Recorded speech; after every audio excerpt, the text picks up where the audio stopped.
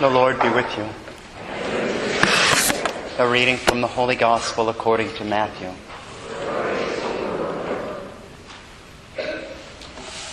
As Jesus was going up to Jerusalem, he took the 12 disciples aside by themselves and said to them on the way, "Behold, we are going up to Jerusalem, and the Son of Man will be handed over to the chief priests and the scribes, and they will condemn him to death and hand him over to the Gentiles to be mocked and scourged and crucified, and he will be raised on the third day."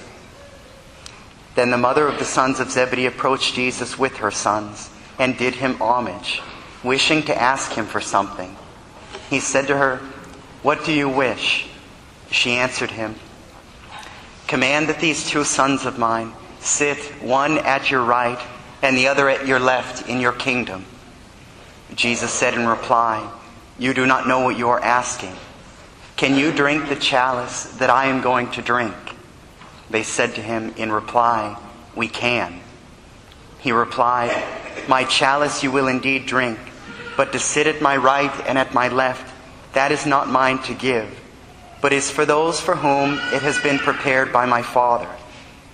When the 10 heard this, they became indignant.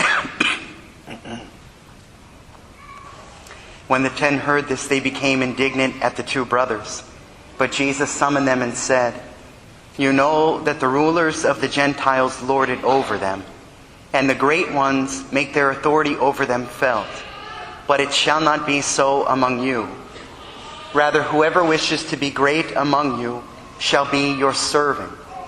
Whoever wishes to be first among you shall be your slave.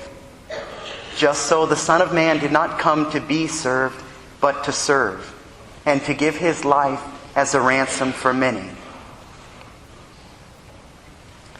The Gospel of the Lord.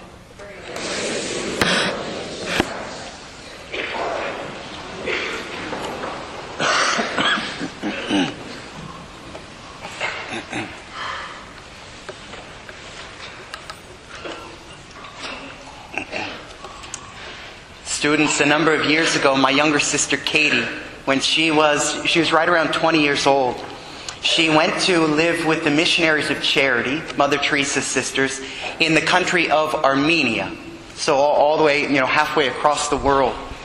And the reason she went to this particular monastery, this particular convent, is because it was believed that the superior of the convent, the head sister, was a living saint. And a priest friend of ours said, "Gosh, if you're going to go anywhere to serve with the Missionaries of Charity, you should go there." So my dad, because Katie was still somewhat young, he flew out there with her, and he had the chance to stay for a few days. Well, their hours were so off because it was like a 10-hour difference from California. And so sometimes my dad would be up really late. Other times he would get up early in the morning. And he would say every single night that he was up late, he would make a final visit to the chapel.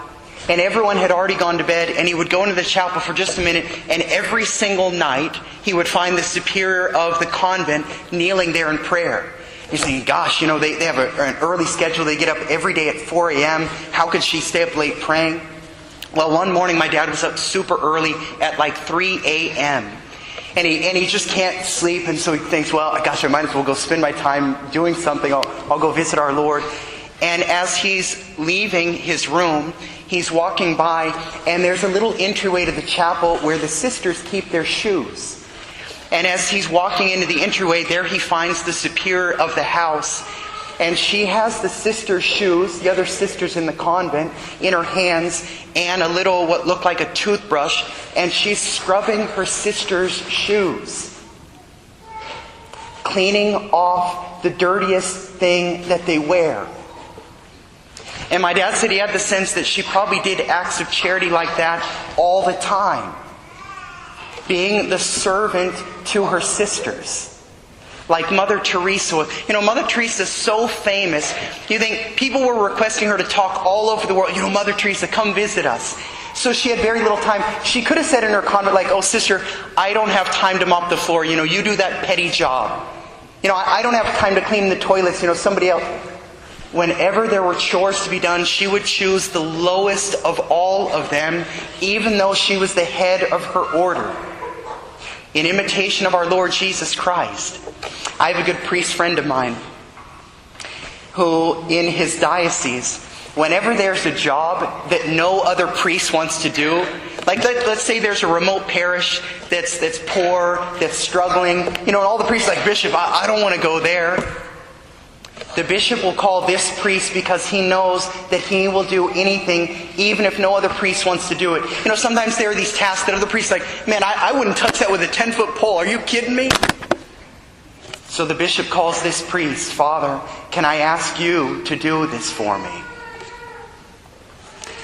Students, our Lord Jesus Christ, He died for everybody.